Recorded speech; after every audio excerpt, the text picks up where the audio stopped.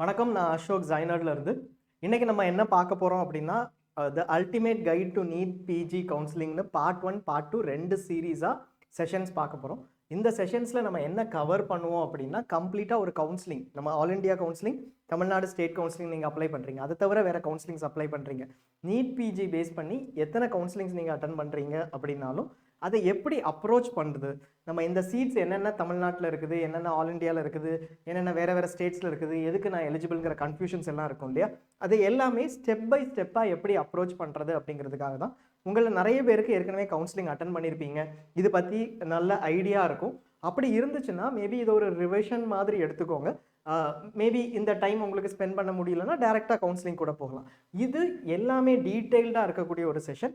Maybe ஒரு 1 hour கூட ஆகலாம். பட் எந்த விஷயமே மிஸ் ஆகக்கூடாது அப்படிங்கிறதுக்காக கம்ப்ளீட்டாக டீட்டெயில்டாக இதை பண்ணியிருக்கோம். நம்ம ஃபர்ஸ்ட் சீட்ஸ்லேருந்து ஆரம்பிப்போம். யூஸ்வலாகவே நமக்கு வந்து இந்த சீட் கிடைக்குமா அப்படிங்கிறதுல தான் நம்ம எதையுமே ஆரம்பிப்போம் இல்லையா.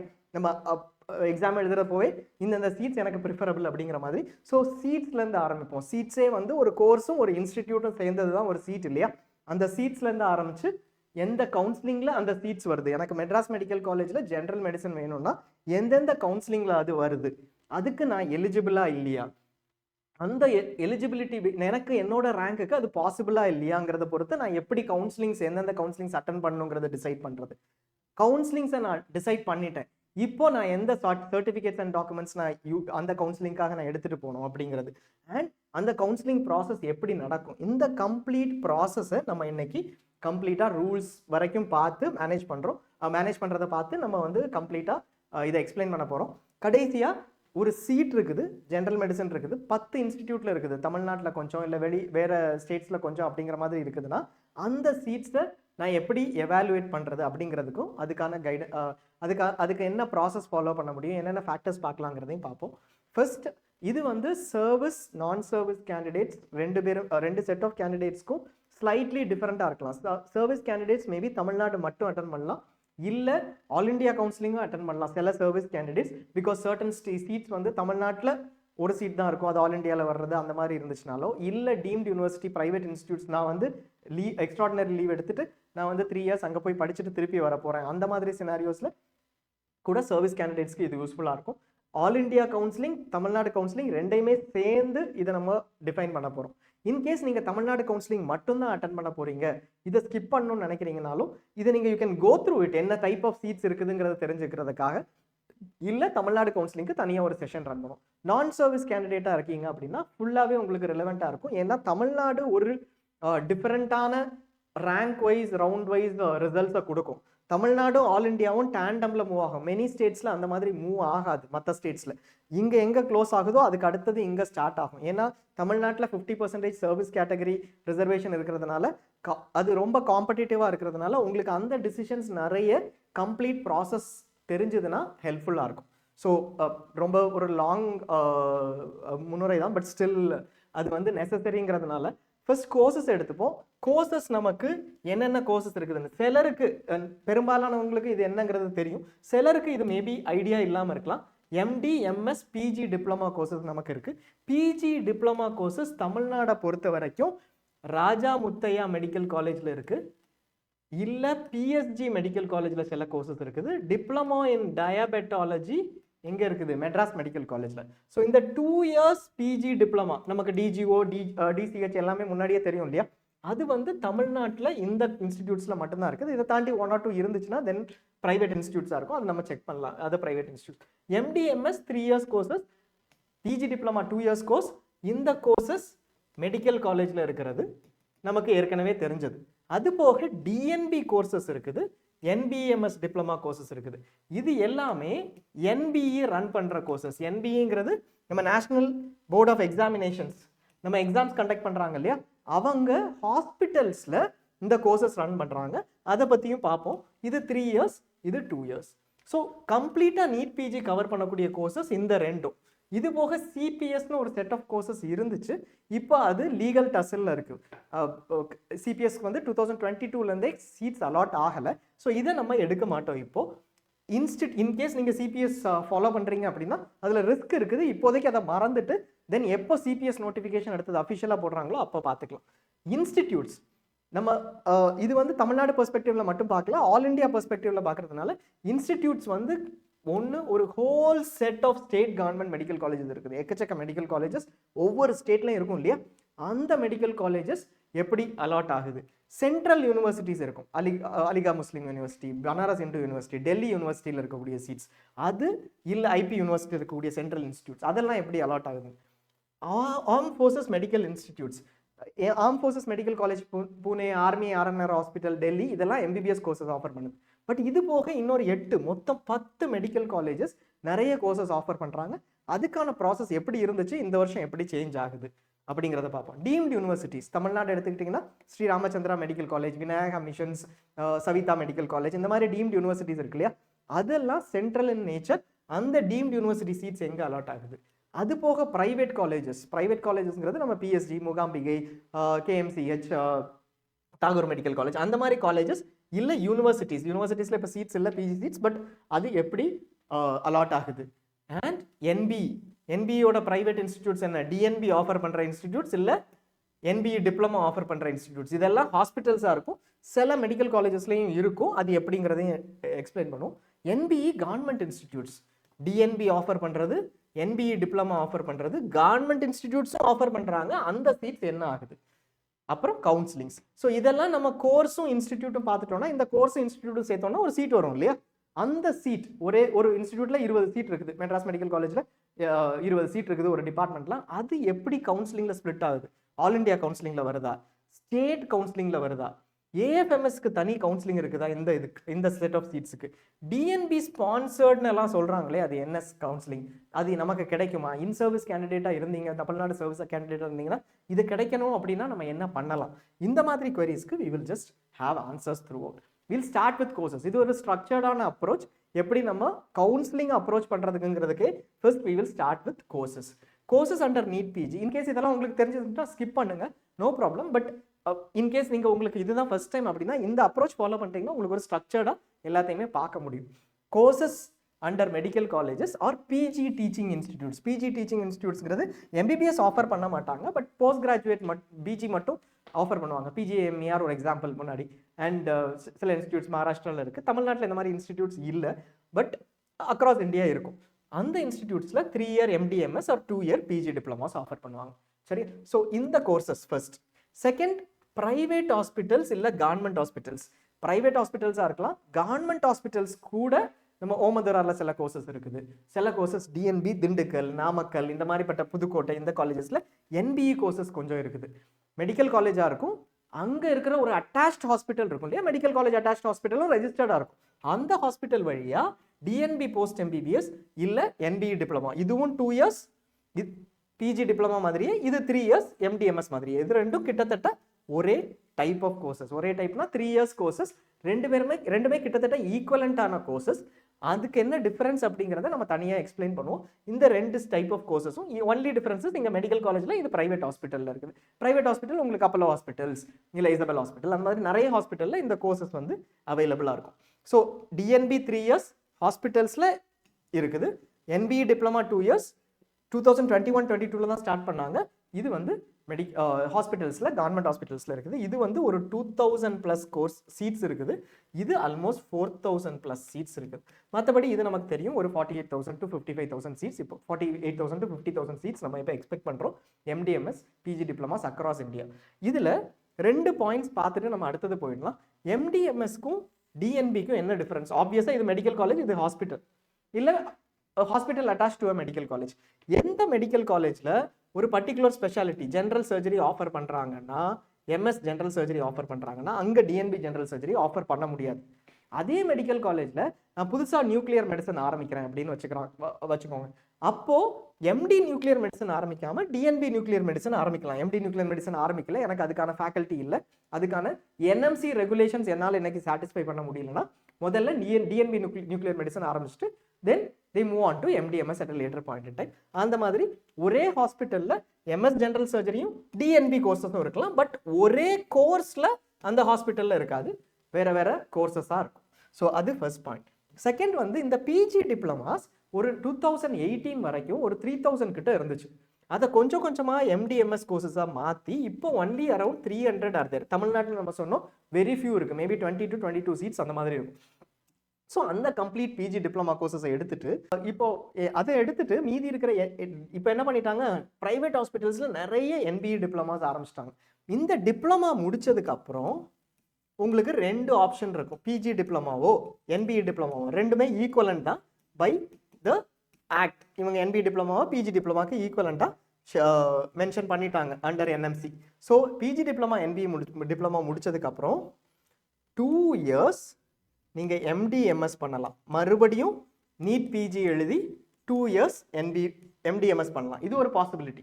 ஸோ நீங்கள் டிஜிஓ படிச்சிருக்கீங்க அப்படின்னா டிப்ளமா எம்எஸ்ஓஜி படிக்கிறதுக்கு 2 இயர்ஸ் நீங்கள் மறுபடியும் நீட் பிஜி எழுதணும்.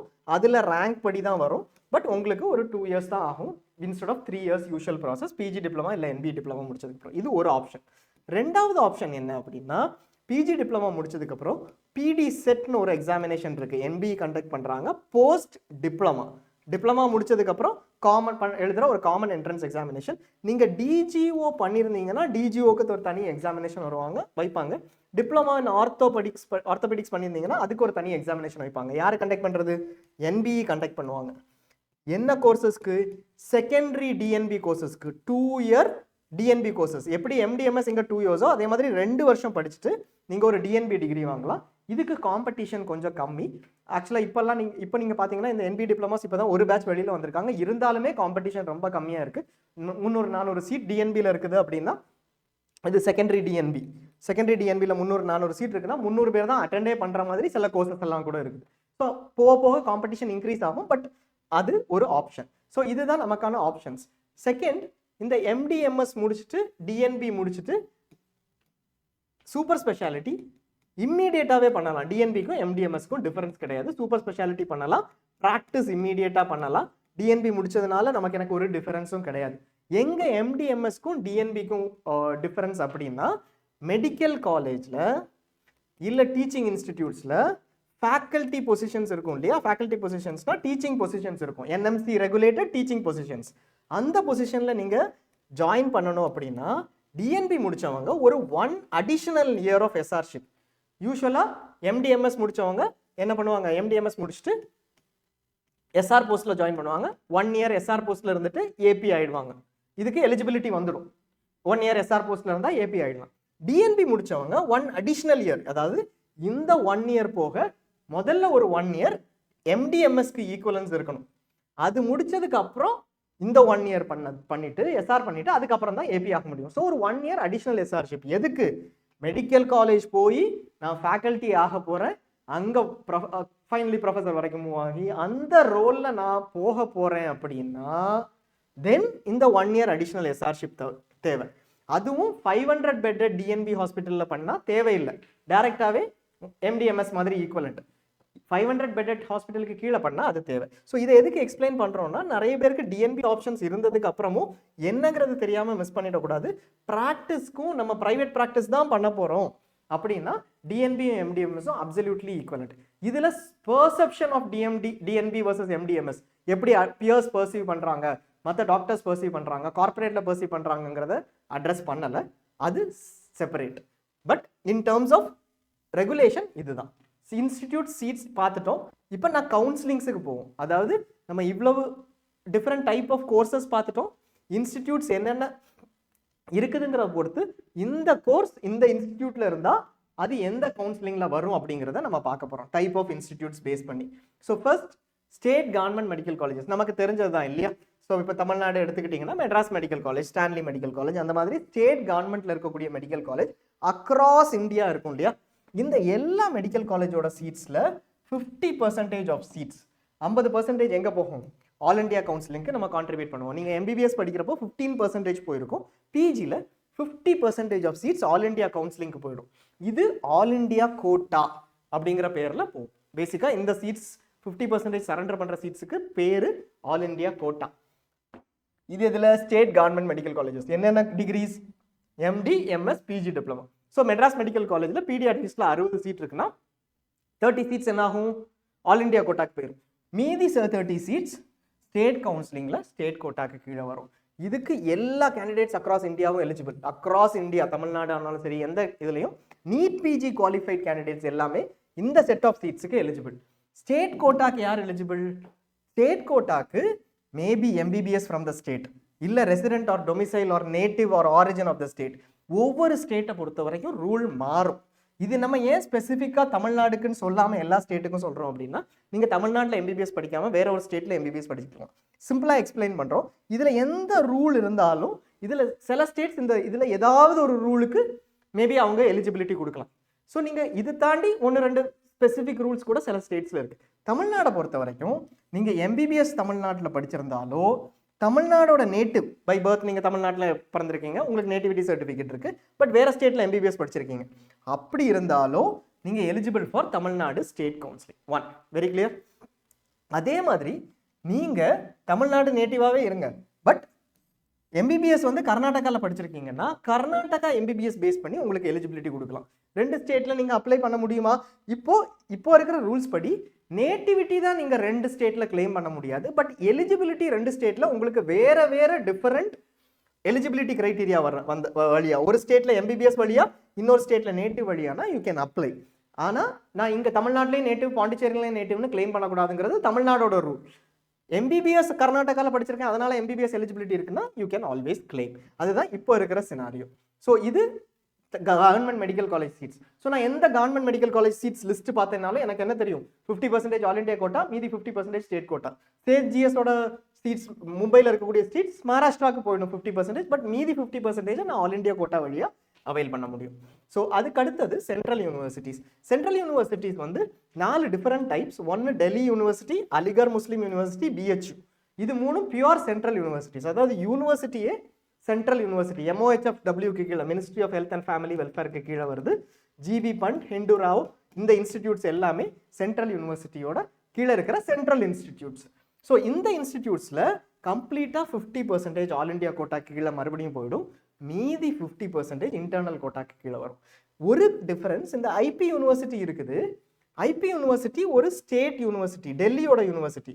பட் அந்த ஸ்டேட், டெல்லி ஸ்டேட்டோட யூனிவர்சிட்டி தான். பட் அந்த ஸ்டேட் யூனிவர்சிட்டியில் இந்த 3 காலேஜஸ் இருக்கு இல்லையா, VMMC, PGIMER, ESI. ESI வந்து ESI hospital under ESI corporation. இந்த ரெண்டுமே சென்டர் ரன் பண்ற இன்ஸ்டிடியூட்ஸ். ஸோ இதுவுமே ஐபி கோட்டா அப்படின்னு சொல்லி ஐபி யூனிவர்சிட்டியில் இருக்கிற சென்ட்ரல் இன்ஸ்டிடியூட்ஸை 2ஆக பிரிச்சிருக்காங்க. ஸோ இதில் 50% மறுபடியும் ஆல் இண்டியா கோட்டாக்கு போயிடும். ஸோ இதில் இருக்கிற எல்லா இன்ஸ்டிடியூட்ஸ்லையும் 50% ஆல் இண்டியா கோட்டாக்கு, மீதி இருக்கிறது இன்டர்னல் கோட்டா அப்படின்னு சொல்லி அந்தந்த இன்ஸ்டிடியூட்ல எம்பிபிஎஸ் படித்தவங்க, அந்தந்த யூனிவர்சிட்டியில் எம்பிபிஎஸ் படித்தவங்க. ஸோ டெல்லி யூனிவர்சிட்டியில் இதில் டெல்லி யூனிவர்சிட்டியில் உங்களுக்கு ஒரு 3 காலேஜஸில் தான் எம்பிபிஎஸ் இருக்கும். Maulana Azad medical colleges, university college and lady Harding. இங்கே எம்பிபிஎஸ் படிச்சிருக்கவங்களுக்கு கம்ப்ளீட்டாக இந்த சிட் ஆஃப் சீட்ஸில் 50% இன்டர்னல் கோட்டா வந்துடும். ஸோ இதில் இருக்கிற 50% சீட்ஸ் டியூ கோட்டா அப்படின்னு சொல்லிட்டு அவங்களுக்கு எலிஜிபிலிட்டி வரும். ஐபி யூனிவர்சிட்டியில் 50% ஐபி கோட்டா அப்படின்னு இருக்கும். அதே மாதிரி ஏஎம்யூவில் படிச்சிருக்கீங்கன்னா 50% உங்களுக்கு, பிஹெச்யூ கோட்டா 50%. இதில் ஏஎம்யூ அண்ட் பிஹெச்யூ மட்டும் என்ன ரூல்ஸ் ஃபாலோ பண்ணுறாங்கன்னா, லாஸ்ட் 3 இயர்ஸ் முடிச்சவங்க, இல்லை ஒரு இந்த டைமுக்குள்ள சிஆர்ஆரை அங்கேருந்து முடிச்சுட்டு அங்கேருந்து வெளியில் வந்தவங்க, அவங்களுக்கு மட்டும் கோட்டா ஒரு 3 இயர்ஸ்க்கு மட்டும் இருக்கும். அதுக்கப்புறம் உங்களுக்கு அந்த கோட்டா இருக்காது. பட் இது நமக்கு மோஸ்ட்லி ரிலவெண்ட்டாக இருக்காது. பட் நமக்கு என்ன தெரியணும் அப்படின்னா, எனக்கு நாளைக்கு டியூ கோட்டா அங்கே காமிக்கல, அதனால எனக்கு டெல்லி யூனிவர்சிட்டியில் சீட் எடுக்க முடியாதுன்னு கன்ஃபியூஸ் ஆகக்கூடாது. நமக்கு நீங்கள் டியூவில் படிக்கலைனாலும் 50% ஏஏக்யூக்கு கீழே அந்த சீட்ஸ் வந்துடும். ஸோ இதில் இருக்கக்கூடிய எல்லாமே எலிஜிபிள் தான். 50% ஆல் இண்டியா கவுன்சிலிங்க்கு நம்ம eligible. And central university R institutes part 2, ரெண்டாவது சிஐபி ராஞ்சி ஒன்று இருக்குது. இது போக ஒரு லோகப்பிரியா கோபிநாத்னு ஒன்று இன்ஸ்டிடியூட் இருக்குது. சிஐபி ராஞ்சியில் 100% சீட்ஸ் ஆல் இண்டியா கோட்டா கீழே தான். நீங்கள் எம்டி சைக்காட்ரி பண்ண போகிறீங்க அப்படின்னா உங்களுக்கு சென்ட்ரல் இன்ஸ்டிடியூட்ஸில் 2 ஆப்ஷன் இருக்கும். ஒன்று சிஐபி ராஞ்சி, எல்லா சீட்டுமே ஆல் இண்டியாவில் வந்துடும். ரெண்டாவது Lokopriya Gopinath Regional Institute of Mental ஹெல்த்னு சொல்லி அஸ்ஸாமில் ஒரு இன்ஸ்டிடியூட் இருக்குது. அதில் 50% ஆஃப் சீட்ஸ் ஆல் இண்டியாவில் ஆல் இண்டியா கோட்டாக்கு கீழே வந்துடும். ஸோ இது ஆல் இண்டியா கோட்டா. இப்போ நம்ம பார்த்தது எல்லாமே நீங்கள் எப்படி பார்த்துருப்பீங்க, ஸ்டேட் கவர்மெண்ட்ல 50% ஆல் இண்டியா கோட்டா நமக்கு எலிஜிபிள், 50% தமிழ்நாடு ஸ்டேட் மட்டும் நமக்கு எலிஜிபிள். அடுத்தது ஸ்டேட் கவர்மெண்ட் சென்ட்ரல் யூனிவர்சிட்டியில் 50% all India quota, rest central university CIP ராஞ்சியில் 100% ஆல் இண்டியா கோட்டா. இப்போ நம்ம வேற கோட்டாக்கு போக போகிறோம். இப்போ பார்த்தது எல்லாமே ஆல் இண்டியா கோட்டான்னு மென்ஷன் பண்ணிட்டு இருக்கோம். இது எல்லாமே எதுக்கு கீழே வருது? ஆல் இண்டியா கவுன்சிலிங் எம்சிசிக்கு கீழே வருது. ஆல் இண்டியா கோட்டாக்கு கவுன்சிலிங் நடத்துறது ஆல் இண்டியா கவுன்சிலிங். அந்த கவுன்சிலிங்க்கு எல்லா கேண்டிடேட்ஸும் எலிஜிபிள், அதுதான் பார்த்துட்டு இருந்தோம். ஸோ ஆல் இண்டியா கோட்டாக்கு everybody is eligible. But all India கவுன்சிலிங்க்கு கீழே வேற கோட்டாஸும் இருக்கு. ஸோ நம்ம அந்த டேர்மை ரொம்ப கரெக்டாக டிஃபரன்ஷியேட் பண்ணணும். எப்படி அப்படின்னா, ஆல் இண்டியா கவுன்சிலிங்கிறது ஒரு கவுன்சிலிங் கண்டக்டட் பை யாரு? எம்சிசி. நீங்க எந்த இதை பார்த்தாலும் ஆல் இண்டியா கவுன்சிலிங் எம்சிசின்னு இருக்கும். அந்த கவுன்சிலிங் கீழே ஒரு கோட்டா தான் ஆல் இண்டியா கோட்டா. அது போக நிறைய கோட்டாஸ் இருக்கிறதுக்கு சான்ஸ் இருக்கும். அந்த நிறைய கோட்டாஸ் நமக்கு எலிஜிபிலிட்டி இருக்காங்கிறது செப்பரேட். இதுல 50% ஆஃப் அந்த state government seat central universities எல்லாமே வரும். அண்ட் 100% ஆஃப் சிஐபி ராஞ்சி எல்லாமே வரும். இது எல்லாமே கவர்மெண்ட் இன்ஸ்டிடியூட்ஸ் இல்லை இஎஸ்ஐ அந்த மாதிரி இன்ஸ்டிடியூட்ஸ் மட்டும்தான். அது போக இருக்கிற கோட்டாஸ் என்னென்ன அப்படிங்கிறது நம்ம இப்போ பார்க்க போகிறோம்.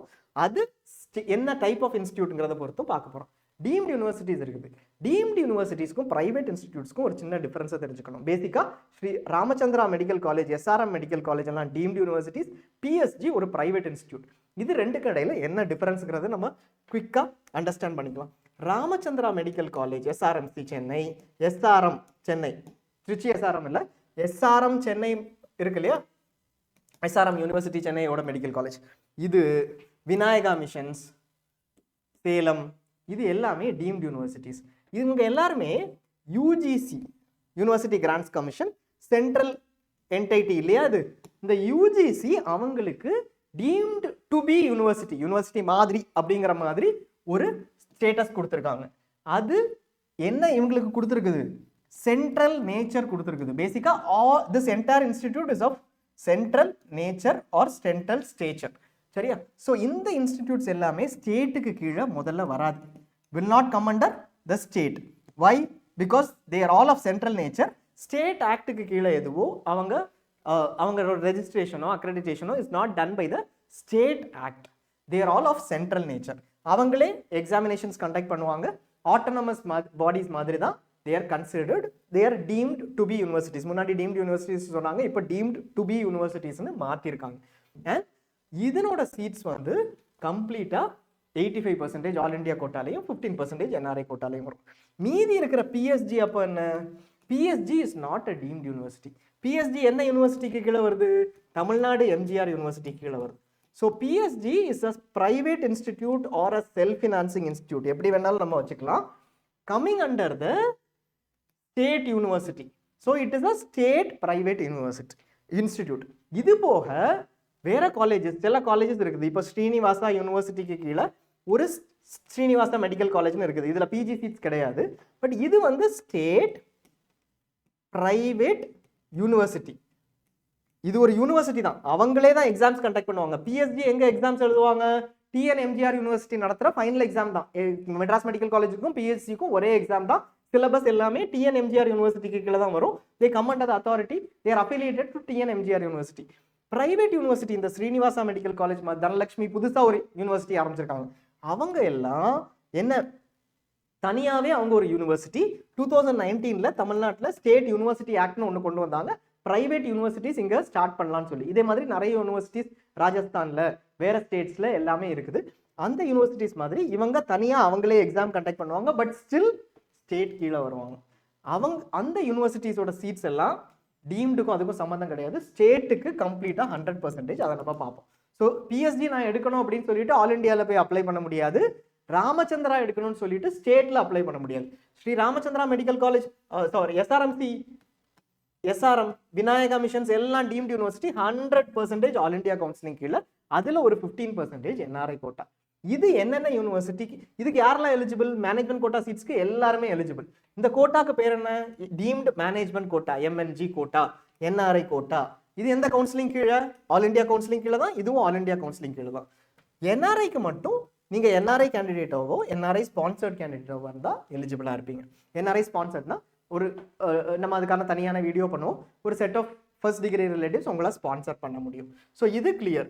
இது போக டிஃப்ரெண்ட் மைனாரிட்டி கோட்டாஸ் இதிலே இருக்கு. டீம்டில் 3 இன்ஸ்டிடியூட், எஸ்பிகேஎஸ் வடோடரா, ஒரு பரோடாவில் இருக்கிற இன்ஸ்டிடியூட், ஜெயின் மைனாரிட்டி இன்ஸ்டிடியூட், 2 முஸ்லீம் மைனாரிட்டி இன்ஸ்டிடியூட்ஸ் இருக்கு, ஹம்தர்த் அண்ட் எனப்போயா.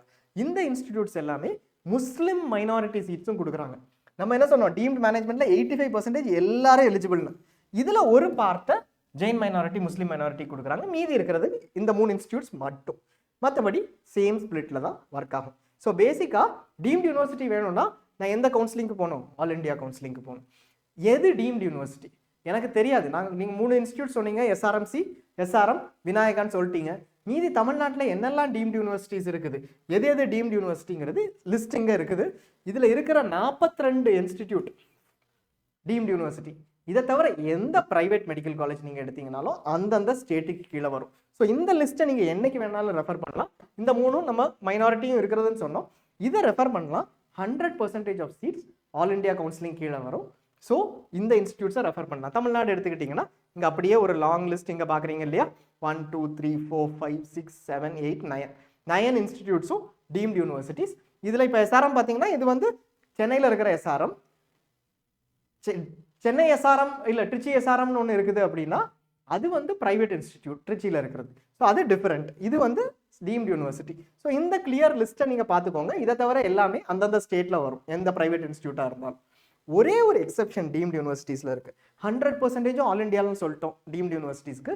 பட் இந்த 5 இன்ஸ்டிடியூட்ஸ் மட்டும், எது கர்நாடகாவில் இருக்கிற 5 இன்ஸ்டிடியூட் மட்டும், KS Hegde, JSS Mysore, Kasturba Mangalore Manipal and JSS Yenepoya medical college Mangalore. So இந்த இன்ஸ்டிடியூட்ஸ் மட்டும் கொஞ்சம் சீட்ஸ், ஒரு 5 to 10% சீட்ஸ் தான். அந்த 5 to 10% சீட்ஸ் யாருக்கு, கர்நாடகா கவர்மெண்ட் கோட்டாக்கு. நமக்கு தமிழ்நாட்டில் கவர்மெண்ட் கோட்டா இருக்கு இல்லையா, அதே மாதிரி கர்நாடகா கவர்மெண்ட் கோட்டாக்கே கான்ட்ரிபியூட் பண்ணுறாங்க. இதில் ஜேஎஸ்எஸ் கேஎஸ் ஹெக்டே எனப்போயோட ஃபீ 7 lakhs to 10 lakhs தான் இருக்கும். இது லோயர் ஃபீ ஸ்ட்ரக்சர். இது யூஸ்வலாக ஆல் இண்டியா கவுன்சிலிங்கில் போய் எடுத்தீங்கன்னா என்ன ஃபீ ஸ்ட்ரக்சரில் இருக்கும், 25 lakhs 26 lakhsல இருக்கும். இங்கே ரொம்ப கம்மியான ஃபீ ஸ்ட்ரக்சரில் அவைலபிளாக இருக்குது. கஸ்தூர்பா அதே ஃபீ ஸ்ட்ரக்சரில் தான் அவைலபிளாக இருக்குது. அட்வான்டேஜ் என்னன்னா, யார் யார் கர்நாடகா கவர்மெண்ட் கோட்டாக்கு எலிஜிபிளோ அவங்கெல்லாம் இந்த சீட்ஸ்க்கும் எலிஜிபிள். ஃபார் எக்ஸாம்பிள் நீங்கள் தமிழ்நாடு கேண்டிடேட் தான், கர்நாடகாவில் எம்பிபிஎஸ் படிச்சிருக்கீங்க அப்படின்னா கர்நாடகா கவர்மெண்ட் கோட்டா சீட்ஸுக்கு எலிஜிபிள். அதில் இந்த சீட்ஸும் வரும், இந்த 5 இன்ஸ்டிடியூட்டோட சீட்ஸும் வரும்.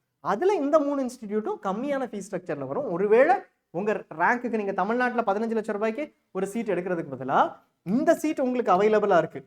கேஎஸ் ஹெக்டே ஒரு நல்ல இன்ஸ்டிடியூட், ஜேஎஸ்எஸ் ஒரு நல்ல இன்ஸ்டிடியூட் அவைலபிளாக இருக்குது த்ரூ கர்நாடகான்னா நீங்கள் அதையும் ஆப் பண்ணலாம். அந்த லெவல் ஆஃப் இன்ஃபர்மேஷன் ஆல்சோ ஜைனட்ல இருக்கும், என்னென்ன இன்ஸ்டிடியூட்ஸ் இருக்குது அப்படின்னு சொல்லிட்டு ஜைனட்ல இருக்கும். இனி நம்ம மெடிக்கல் காலேஜஸ் பார்த்துட்டோம். எம்டிஎம்எஸ் தான் இது வரைக்கும் நம்ம பார்த்தது எல்லாமே, எம்டி எம்எஸ் பிஜி டிப்ளமா. இப்போ ஃபர்ஸ்ட் டைம் நம்ம என்ன பார்க்க போகிறோம், ஹாஸ்பிட்டல்ஸ் பார்க்க போகிறோம். ஹாஸ்பிட்டல்ஸ் வந்து டிஎன்பி போஸ்ட் எம்பிபிஎஸ் என்பிஎம்எஸ் டிப்ளமா ரெண்டுமே ஆஃபர் பண்ணுது. இது 3 years கோர்ஸ், இது 2 years கோர்ஸ் இல்லையா. பிரைவேட் ஹாஸ்பிட்டல்ஸ் எடுத்துக்கிட்டோம்னா, பிரைவேட் ஹாஸ்பிட்டல்ஸோட எக்ஸாம்பிள் என்ன, எந்த அப்போலோ ஹாஸ்பிட்டல், ஃபோர்டிஸ் அந்த ஹாஸ்பிட்டல்ஸ், பெங்களூர் பேப்டிஸ்ட் இந்த மாதிரி ஹாஸ்பிட்டல்ஸ், அரவிந்த் ஐ ஹாஸ்பிட்டல்ஸ் நம்ம தமிழ்நாட்டில், அப்போலோ ஹாஸ்பிட்டல்ஸ் தமிழ்நாட்டில், இசபெல் ஹாஸ்பிட்டல் சென்னையில், இப்படி எக்கச்சக்க ஹாஸ்பிட்டல்ஸ் இருக்குது நமக்கு தெரியும். இதுவே ஒரு 4000 DNB seats plus 2000 NB diploma seats இருக்குது. அதில் மேஜர் ஒரு 75% இல்லை 70% கிட்ட என்ன பிரைவேட் ஹாஸ்பிட்டல் சீட்ஸ் தான். எல்லா பிரைவேட் ஹாஸ்பிட்டல் சீட்ஸும் எல்லாமே ஆல் இண்டியா கவுன்சிலிங் கீழே தான் வரும். நம்ம தமிழ்நாடுல பிஎஸ்ஜி ஒரு பிரைவேட் இன்ஸ்டிடியூட், என்ன சொன்னோம், மெடிக்கல் காலேஜ் என்ன சொன்னோம், தமிழ்நாடு கவுன்சிலிங் கீழே வரும். பட் டிஎன்பி பொறுத்த வரைக்கும் எல்லா பிரைவேட் ஹாஸ்பிட்டலும் ஆல் இண்டியா கவுன்சிலிங் கீழே தான் வரும். அதுக்கு கோட்டாக்கு பேர் என்பிஎம்எஸ் கோட்டா. நம்ம இது வரைக்கும் அப்போ என்ன கோட்டா பார்த்துருக்கோம், ஆல் இண்டியா கோட்டா வந்து கவர்மெண்ட் இன்ஸ்டிடியூட்ஸ், அப்புறம் எம்என்ஜி கோட்டா வந்து டீம்டோட 85%, என்ஆர்ஐ கோட்டா டீம்டோட 15%. இது எல்லாமே ஆல் இண்டியா கவுன்சிலிங் கீழே அலாட் பண்ணுறாங்கன்னு பார்த்துருக்கோம். அதே மாதிரி இந்த என்பிஎம்எஸ் கோட்டாவும் புதுசாக ஆட் ஆகுது, ஆல் இண்டியா கவுன்சிலிங் கீழே அலாட் பண்ணுறாங்க. நாளைக்கு உங்களுக்கு எங்கே கன்ஃபியூஷன் வந்தாலும், நான் ஆல் இண்டியா கவுன்சிலிங்கில் மெட்ராஸ் மெடிக்கல் காலேஜ் வருமானு கேட்டால் ஆமாம், ஆல் இண்டியா கோட்டாக்கு கீழே மெட்ராஸ் மெடிக்கல் காலேஜ் வருமானா ஆமாம், ஆல் இண்டியா கோட்டாக்கு கீழே அப்போலோ ஹாஸ்பிட்டல்ஸ் வருமானா வராது. அப்போலோ ஹாஸ்பிட்டல்ஸ் என்பிஎம்எஸ் கோட்டால ஆல் இண்டியா கவுன்சிலிங் கீழே வரும். ஆல் இண்டியா கவுன்சிலிங்க்கும் கோட்டாக்கும் ஒரு டிஃபரன்ஸ் இருக்குது, அதை தெரிஞ்சுக்கோங்க. இது ஏன் ஸ்பெசிஃபை பண்ணுறோன்னா, நீங்கள் ரெஜிஸ்டர் பண்ணுறப்போ எம்சிசிக்கு அவங்க கேட்பாங்க இதில் என்ன சீட்ஸ் உங்களுக்கு வேணும்னு. ஆல் இண்டியா கோட்டாக்கு கீழே அப்போலோ ஹாஸ்பிட்டல் வரும்னு நினச்சி நான் விட்டுட்டேன் அப்படின்னு சொல்லி என்பிஎம்எஸ்ஸை செலக்ட் பண்ணாமல் இருந்துடாதீங்க. ஸோ அந்த பர்பஸ்க்காக தான் இங்கேயும் ஜைனர்ட்லையும் நீங்கள் பார்க்கணுங்கிறதுக்காக தனியாக கோட்டாஸ் போட்டிருப்போம். அதை பழகிட்டீங்க அப்படின்னா உங்களுக்கு அந்த மிஸ்டேக் வரவே செய்யாது. அண்ட் இந்த ஹாஸ்பிட்டல்ஸில் 100% ஆல் இண்டியா கவுன்சிலிங் கீழன்னு சொல்லிட்டோம்.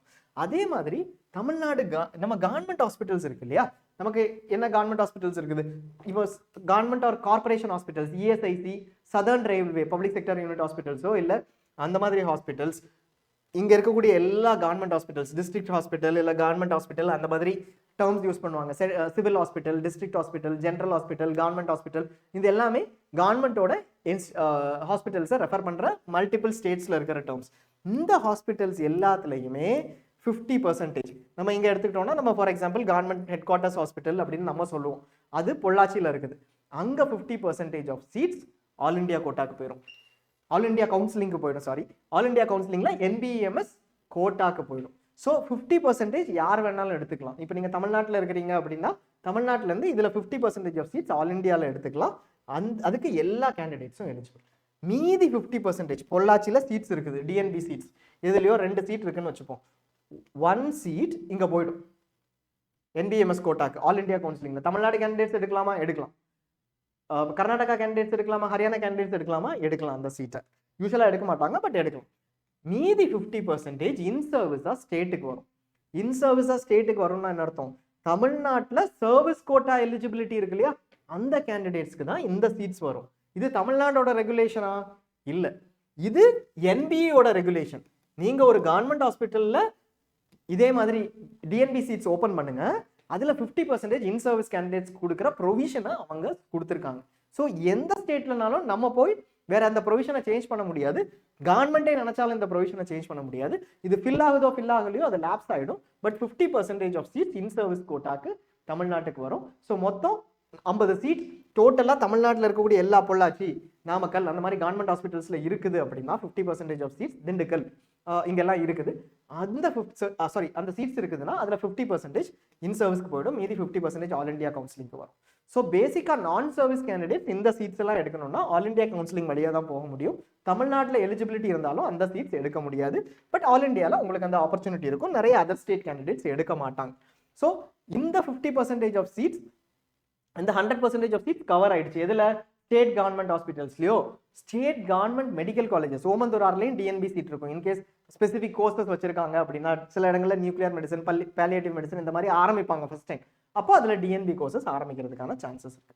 ஏஎஃப்எம்எஸ் இன்ஸ்டியூட்ஸ்க்கு வரும். 10 ஏஎஃப்எம்எஸ் இன்ஸ்டியூட்ஸ் இருக்குது. இதில் லிஸ்ட் பண்ணியிருக்கிற இன்ஸ்டியூட்ஸ், இதில் ஏஎஃப்எம்சி பூனே நமக்கு தெரியும், ஆர்மி ஆர்என்ஆர் நமக்கு தெரிஞ்சிருக்கும். சில இன்ஸ்டியூட்ஸில் ஏவியேஷன் மெடிசன் இப்போ இருக்குது. ஸோ இந்த காலேஜஸில் உங்களுக்கு ஏஎஃப்எம்எஸ்ல என்ன 3 years MDMS courses, DNB courses கூட இங்கே இருக்குது. சரியா? ஸோ இந்த காலேஜஸில் நீங்கள் சீட்ஸ் எடுக்கணும் அப்படின்னா ஆல் இண்டியா கவுன்சிலிங் வழியாக தான் எடுக்க முடியும். லாஸ்ட் இயர் வரைக்கும் ரெஜிஸ்ட்ரேஷன் ஆல் இண்டியாவில் நடந்துச்சு. ஃபர்ஸ்ட் நீங்கள் எங்கே ரெஜிஸ்டர் பண்ணுவீங்க? ஆல் இண்டியாவில் ரெஜிஸ்டர் பண்ணுவீங்க. ரெஜிஸ்டர் பண்ணி முடிச்சதுக்கு அப்புறம் கவுன்சிலிங் ஏஎஃப்எம்சி பூனேக்கு போவீங்க.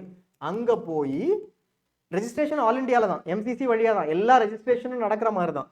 பட் கவுன்சிலிங் ஏஎஃப்எம்சிக்கு போய் அங்கே ஒரு மெடிக்கல் ஃபிட்னஸ் டெஸ்ட் பண்ணிட்டு அதில் கொஞ்சம் பேர் தான் செலக்ட் ஆவாங்க. அவங்களுக்கு மட்டும் கவுன்சிலிங் ரன் பண்ணிட்டு இருந்தாங்க. பட் இந்த வருஷம் ப்ராசஸை சேஞ்ச் பண்ணியிருக்காங்க. அலாட்மெண்ட் வந்து ஆல் இண்டியா வழியாக தான் நடக்கும். ஸோ அது எப்படி நடக்கும் அப்படின்னா ப்ரையாரிட்டி 1, ப்ரையாரிட்டி 2, 3, 4, 5 அப்படி நடக்கும். பேசிக் எலிஜிபிலிட்டி கிரைட்டீரியா December 1, 2024 அன்னைக்கு 30 years கடந்திருக்கணும், 30 yearsக்கு லெஸ்ஸாக இருக்கணும். விச் மீன்ஸ் நீங்கள் 1st Jan 1995 ஆர் லேட்டர் பிறந்திருக்கணும். அதில் ப்ரையாரிட்டி 1 to 5 எப்படி ஒர்க் ஆகும் அப்படின்னா, ப்ரையாரிட்டி 1 ஏஎஃப்எம்எஸ் ஆஃபீஸர்ஸ். யார் யார் ஏஎஃப்எம்எஸ் ஆஃபீஸராக இருக்காங்களோ அவங்க ஒர்க் பண்ணிட்டு இருக்காங்க இல்லையா, இப்போ ஆர்ம் ஃபோர்ஸஸ் மெடிக்கல் சர்வீசஸ்லேயே அங்கே ஒர்க் பண்ணிட்டு இருக்கவங்க ஃபர்ஸ்ட் சீட் எடுப்பாங்க. ஒரு 178 என்னமோ சீட்ஸ் இருக்குதுன்னு போட்டிருக்காங்கன்னு நினைக்கிறேன். இப்போ இந்த 178 சீட்ஸில் அவங்க ஃபர்ஸ்ட் எடுத்தது போக, கடைசி ரேங்க் ஏஎஃப்எம்எஸ் ஆஃபீஸர் எடுத்தது போக மீதி இருக்கிற சீட்ஸ் ப்ரையாரிட்டி 2க்கு வரும். Priority 2 foreign students sponsored by the government. Priority 3 medical officers sponsored by paramilitary forces or other government organizations. So இந்த priority 2 முடிச்சதுக்கு அப்புறம் எல்லாரும் முடிச்சதுக்கு அப்புறம் priority 3 வரும். அதுல balance seats priority 4 paramilitary SSC officers, ex-SSC officers இல்ல paramilitary force ex-SSC officersக்கு priority 4 and then priority 5 இதுதான் civilians. Civiliansங்கிறது யாரு? நம்ம doctors who are not into priority 1, 2, 3, 4. Regular doctors, most of the doctors சிவிலியன்ஸாக இருப்பாங்க. நம்ம அது கடைசியில் தான் வரும். அந்த சீட்ஸ் வந்து யூஸ்வலாக ஏரோஸ்பேஸ் மெடிசன்லாம் இருக்கிறதுக்கு சான்சஸ் இருக்குது. பட் ஸ்டில் மோஸ்ட்லி நான் கிளினிக்கல்ஸாக தான் இது வரைக்கும் இருந்திருக்குது. இதனால இது நான் கிளினிக்கல்ஸாக தான் இருக்கும்னு நினச்சிட்டு எம்சிசியில் ரெஜிஸ்டர் பண்ணும்போது ஏஎஃப்எம்எஸ்ஸை செலக்ட் பண்ணாமல் இருந்துடாதீங்க. ஏஎஃப்எம்எஸ்ஸை செலக்ட் பண்ணுங்க. பண்ணதுக்கு அப்புறம் ஏஎஃப்எம்எஸ்ல உங்களுக்கு சீட் கிடைச்சதுன்னா குட், வெல் அண்ட் குட். கிடைக்கலன்னா ஓகே. உங்களுக்கு ஏஎஃப்எம்எஸ் பிடிக்கலன்னா ஃபில் பண்ணாதீங்க. பட் இந்த டிக்கை எம்சிசியில் ரெஜிஸ்டர் பண்ணும்போது போட்டுருங்க. அதுக்கப்புறம் நீங்கள் ஆஃப் பண்ணிக்கலாம் ஏஎஃப்எம்எஸ் போறீங்களா இல்லையா. ஏன்னா ஏஎஃப்எம்எஸ்ல ஒரு 5 years இதுவும் இருக்கும். என்ன 5 years பாண்டும் இருக்கும் post completion. And it's huge bond, 59 lakhs bond. But நிறைய பேர் அதை ப்ரிஃபர் பண்ணியும் எடுப்பாங்க. ஏன்னா ஆர்ம் ஃபோர்ஸஸில் கண்டினியூ பண்ணுங்கிறதுக்காக. ஸ்டேட் பிரைவேட் இன்ஸ்டியூட்ஸ் இருக்குது. இதுதான் கடைசி செட் ஆஃப் இன்ஸ்டியூட்ஸ். எது? State private institutes. இதில் தான் என்னெல்லாம் வரும்? நம்ம PSG, MS Ramaiah, jubilee mission Thrissur, CMC Ludhiana, CMC Vellore எல்லாமே இந்த செட்டில் தான் வரும். இது எல்லாமே all India counselling, all India counselling, இது எல்லாமே ஸ்டேட் கவுன்சிலிங்கில் தான் அலாட் ஆகும். ஆல் இண்டியா கவுன்சிலிங்கில் எந்த சீட்ஸுமே அலாட் ஆகாது. 100% of private institute seats are under which counselling? State counselling. ஸ்டேட்ல இதுக்கு ஒரு கவர்மெண்ட் கோட்டா, மேனேஜ்மெண்ட் கோட்டான்னு தனித்தனியாக கவுன்சிலிங் நடத்தலாம். தமிழ்நாட்டில் அப்படி இருக்குது, ஆந்திர பிரதேஷ்ல, தமிழ்நாட்டில், தெலுங்கானால அந்த மாதிரி இருக்குது. But certain states like Karnataka எல்லாமே சேர்ந்து ஒரே கவுன்சிலிங், ஒரே ரெஜிஸ்ட்ரேஷன் அப்படி பண்ணுவாங்க. தமிழ்நாட்டில் தனித்தனியாக பண்ணுவாங்க. ஸோ அதுக்கான எலிஜிபிலிட்டி ஸ்டேட் வைஸ் மாறும். சில ஸ்டேட்ஸ் வந்து தமிழ்நாடு மாதிரி, தமிழ்நாட்டில் இப்போ பிஎஸ்ஜி எடுத்துக்கிட்டீங்க அப்படின்னா 50% ஆஃப் சீட்ஸ் கவர்மெண்ட் கோட்டாக்கு கீழே வந்துடும் இல்லையா. Lower fees structure, okay, 3.5 to 4 lakhs அந்த மாதிரி ஃபீஸ் ஸ்ட்ரக்சர்ல மீதி 50% ஆஃப் சீட்ஸ், மீதி 50% ஆஃப் சீட்ஸ் எதில் வந்துடும்? மேனேஜ்மெண்ட் கோட்டாக்கு கீழே வரும். எது? 12.5 to 14 lakhs ஃபீஸ் ஸ்ட்ரக்சர். அந்த ஃபீஸ் ஸ்ட்ரக்சர் இதுக்கு யார் எலிஜிபிளாக இருப்பாங்க? ஏற்கனவே தமிழ்நாடு நேட்டிவ், தமிழ்நாடு எம்பிபிஎஸ்ன்னு சொன்னோம் இல்லையா, அவங்க தான் எலிஜிபிளாக இருப்பாங்க. தமிழ்நாடு நேட்டிவாக இருக்கணும், இல்லை தமிழ்நாட்டில் எம்பிபிஎஸ் படிச்சிருக்கணும், இல்லை ரெண்டுமே இருக்கணும், Tamil Nadu native with Tamil Nadu MBBS. இதில் ரிசர்வேஷன் இருக்கும், ப்ரைவேட் சீட்ஸும் இருக்கும், கவர்மெண்ட் இன்ஸ்டியூட்டோட சீட்ஸும் இருக்கும். இந்த 50% மேனேஜ்மெண்ட் கோட்டாவில் வர்ற private institute seats eligibility across India இருக்கும். யார் வேணாலும் அக்ராஸ் இந்தியா எலிஜிபிளாக இருப்பாங்க. ஸோ அதில் மைனாரிட்டி சீட்ஸ் கொஞ்சம் இருக்கும், அதுக்கு தமிழ்நாடு கேண்டிடேட்ஸ் எலிஜிபிள். பட் மீதி இருக்கிற எல்லா சீட்ஸுக்குமே அக்ராஸ் இந்தியா யார் வேணாலும் எலிஜிபிள். இந்த மாதிரி சீட்ஸை என்ன சொல்லுவாங்க அப்படின்னா ஓப்பன் சீட்ஸ், இல்லை இந்த தமிழ்நாடு மாதிரி ஸ்டேட்ஸை open seats in open states. Tamil Nadu is a open state, which means 100% சீட்ஸை எல்லாருக்கும் கொடுக்கறது இல்லை. 50% தமிழ்நாடு நேட்டிவ் எம்பிபிஎஸ்க்கு தான். பட் ஒரு பர்சன்டேஜ் 50% வந்து ஓப்பன் சீட்ஸாக வச்சிருக்கிறதுனால those institutes, the states are called open states. இது எங்கே ரெலவெண்ட்?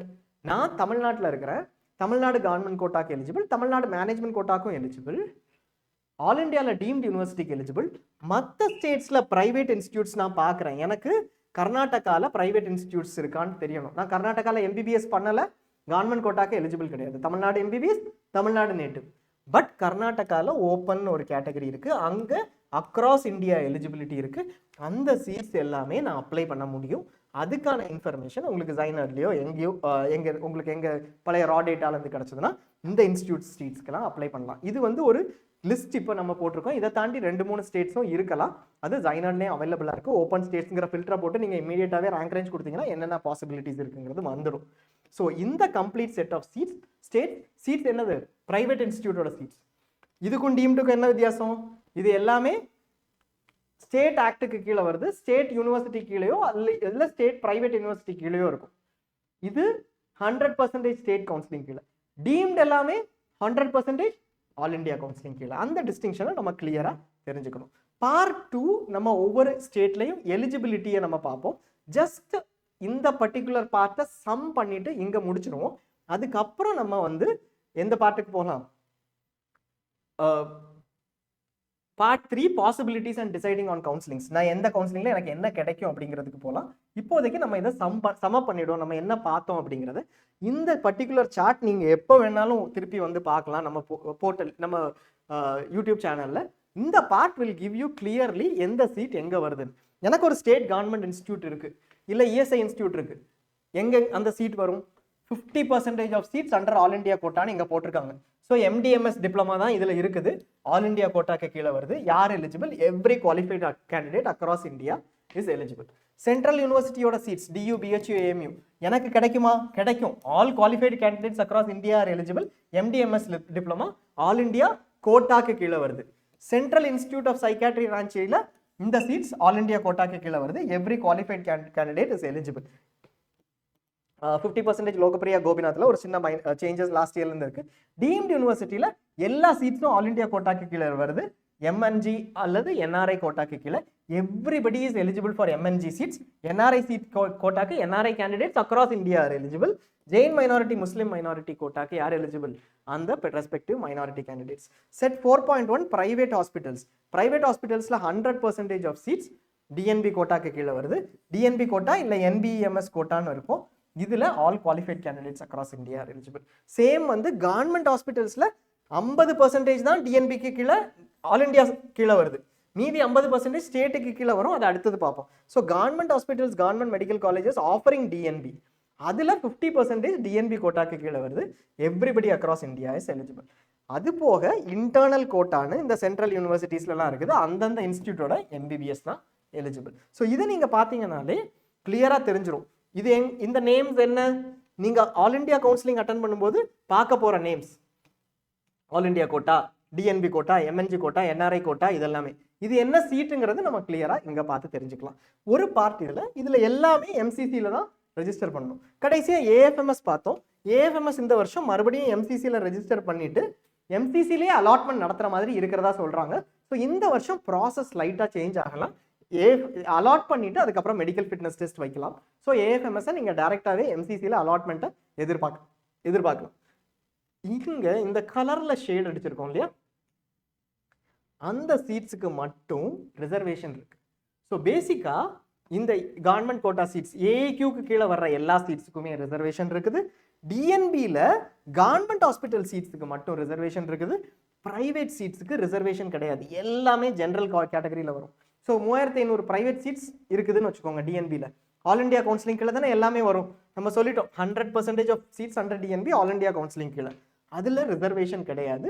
ஸோ இது might be an advantage for general category candidates or the other way around for other candidates.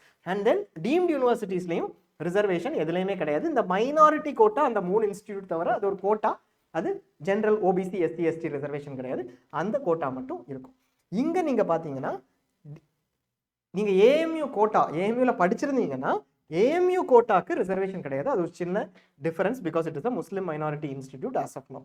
And now we go into state counselling. இதெல்லாம் எந்த கவுன்சிலிங்? All India கவுன்சிலிங்ல தான் வருது. எல்லாமே ஆல் இண்டியா கோட்டா. இத்தனை quotas all India கவுன்சிலிங்ல வருது. நாளைக்கு ஆல் இண்டியா கோட்டான்னு எடுத்தோம் அப்படின்னா ஆல் இண்டியா கோட்டால ஆல் இண்டியா கவுன்சிலிங்னு எடுத்தோம்னா இத்தனை கோட்டாஸ் இருக்குதுங்கிறத தெரிஞ்சுக்கணும். ஆல் இண்டியா கோட்டாங்கிறது இது மட்டும்தான் அப்படிங்கிறதே நம்ம தெரிஞ்சுக்கணும். நம்ம மென்ஷன் பண்ணும்போது அதை கரெக்டாக ரெஃபர் பண்ணோம்னாலோ இல்லை நம்ம சீட்ஸ் பார்க்கும்போது அதை கரெக்டாக பார்த்தோம்னாலோ இட் வில் பி குட். ஸ்டேட்டுக்கு ஸ்டேட் கவர்மெண்ட் இன்ஸ்டியூட் இஎஸ்ஐல மீதி இருக்கிற 50% அண்ட் தென் ஸ்டேட் பிரைவேட் இன்ஸ்டியூட்ஸ்ல இருக்கக்கூடிய 100%, அது ரெண்டா ஸ்பிளிட் ஆகலாம் சில ஸ்டேட்ஸ்ல. அண்ட் ஸ்டேட் கவர்மெண்ட் ஹாஸ்பிட்டல்ல இருக்கக்கூடிய மீதி 50% டிஎன்பி சீட்ஸ், அது எல்லாம் டிஎன்பி இல்லை என்பி டிப்ளமா சீட்ஸ், இது எல்லாமே ஸ்டேட் கவர்மெண்ட் கண்ட்ரோலுக்கு கீழே வருது. இந்த டிஎன்பி இன் சர்வீஸ் சீட்ஸ் மட்டும் இன் சர்வீஸ் கேண்டிடேட்ஸ்க்கு, இது ரெண்டுக்குமே ஸ்டேட் வைஸ் எலிஜிபிலிட்டி அவங்க டிஃபைன் பண்ணுவாங்க. அது ஒவ்வொரு ஸ்டேட்டை பொறுத்து மாறும். என்ன எலிஜிபிலிட்டி நீங்கள் சில ஸ்டேட்ஸ்ல என்னது 10 to 12 ஃபர்ஸ்ட் டு 12க்கு கீழே ஸ்கூலிங்க்கு ஃபர்ஸ்ட் டு 12th வரைக்கும் படிக்கும்போது 10 வருஷம் அந்த ஸ்டேட்ல படிச்சிருந்தீங்கன்னா கர்நாடகா உங்களுக்கு எலிஜிபிலிட்டி கொடுக்குது. அந்த மாதிரிப்பட்ட எலிஜிபிலிட்டி உங்க பேரண்ட்ஸ் அங்கே ரிசைட் பண்ணிட்டு இருக்காங்க, ஸ்பவுஸ் அங்கே எம்பிபிஎஸ் பண்ணியிருக்காங்க, இந்த மாதிரி கொஞ்சம் டிஃப்ரெண்ட் எலிஜிபிலிட்டிஸ் எல்லாம் இருக்குது.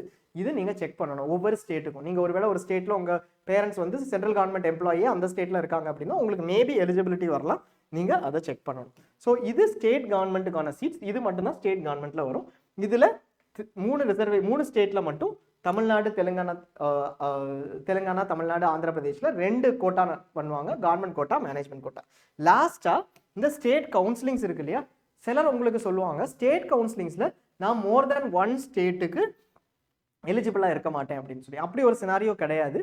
நீங்க ஃபர்ஸ்ட் ஆஃப் ஆல் ஒன்று தெரிஞ்சுக்கணும், ஸ்டேட் ஓப்பன் ஸ்டேட்ஸ் ஒரு 13, 14 இருக்கு இல்லையா, நீங்க 14க்கும் அப்ளை பண்ணலாம். பண்ணுங்கன்னு சொல்லலை, கிளியரா உங்களுக்கு என்ன எதுல பாசிபிலிட்டி இருக்கோ அதுல மட்டும் பண்ணுங்க. 14க்கும் அப்ளை பண்ணலாம்.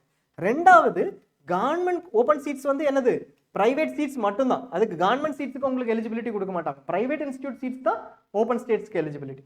ஓப்பன் ஸ்டேட்ஸுங்கிறது கவர்மெண்ட் இன்ஸ்டிடியூட்ஸில் உங்களுக்கு ஒரு ஸ்டேட்டில் எம்பிபிஎஸ் வழியாகவும் இன்னொரு ஸ்டேட்டில் ஆரிஜின் வழியாகவும் எலிஜிபிலிட்டி இருக்கிறதுக்கு சான்ஸ் இருக்குது. அப்படி அந்த கவர்மெண்ட் கோட்டாக்கு நீங்கள் 2 ஸ்டேட்ஸில் எலிஜிபிளாக இருந்தீங்கன்னா இப்போ யூஆர் எலிஜிபிள். அதை நீங்கள் வந்து கிளியராக பார்த்துக்கோங்க. மிஸ் பண்ணுறதுக்கு முன்னாடி, யாராவது தவறான தகவல் சொல்கிறதுக்கு முன்னாடி பார்த்துட்டு அதுக்கப்புறம் ரெஜிஸ்டர் பண்ணுங்க. அதில் ஏதாவது கிளாஸஸ் இருக்குதா, 2 ஸ்டேட்டுக்கு அப்ளை பண்ணக்கூடாதுன்னு சொல்லி நான் ஏதாவது அஃபிடவிட் பண்ணுமான்னு பார்த்துக்கோங்க. ஸோ ஐஆர்ஹெச்எஸ் வந்து ரயில்வே ஹெல்த் சர்வீசஸ். இதில் இருக்கக்கூடிய மீதி 50% மட்டும் ஐஆர்ஹெச்எஸ்ஏ அவங்க எம்ப்ளாயீஸ்க்கும், இஎஸ்ஐ எம்ப்ளாயீஸ்க்கு வச்சிருக்காங்க. நீங்கள் இங்கே இஎஸ்ஐயில் ஒர்க் பண்ணுறீங்க அப்படின்னா உங்களுக்கு இதில் DNB seats 50% of DNB seats DNB கோர்சஸ்க்கு மட்டும், எம்டிஎம்எஸ்க்கு இல்லை, அது கிடைக்கிறதுக்கு வாய்ப்பு இருக்கு. ஸோ இது கம்ப்ளீட்டான இன்ஃபர்மேஷன். நம்ம அடுத்த இதில் பார்ட் 3 கவுன்சிலிங் எலிஜிபிலிட்டி எப்படி டிஃபைன் பண்ணுறது, எவாலுவேஷன் எப்படி பண்ணுறதுங்கிறத பார்ப்போம். அது part 2. Thanks a lot for வாட்சிங். உங்கள் கமெண்ட்ஸ் சொல்லுங்கள். டீட்டெயில்டாக இருக்கும் நம்மளோட செஷன்ஸ். இது தவிர ஒவ்வொன்றும் தமிழ்நாட்டுக்கு தனியாக செஷன்ஸும் ரன் பண்ணுவோம் through the counselling process. ஜைனரோட டெலிகிராம் குரூப்பில் ஜாயின் பண்ணுங்கள். டெலிகிராம் குரூப்போட லிங்க் டிஸ்கிரிப்ஷனில் இருக்கும். தேங்க்யூ.